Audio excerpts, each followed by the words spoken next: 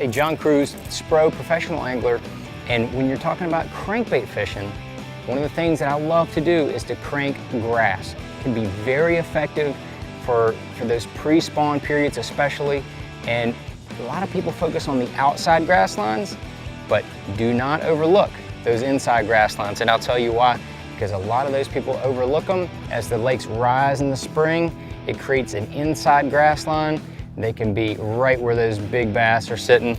A little SPRO baby Fat John can be very effective, runs about down to 2 feet. If you need something a little bit deeper, my go-to is the SPRO Little John.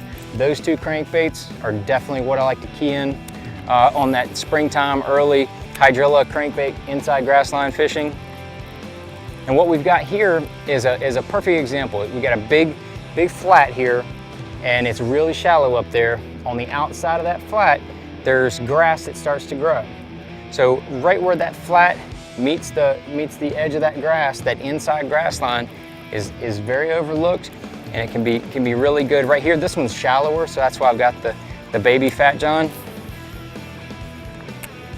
But the way to fish it is to make that cast, and if you get a little bit of grass on your line, you're gonna pop it just like that and be ready, because when you pick back up and start cranking, that can be when those fish hit it.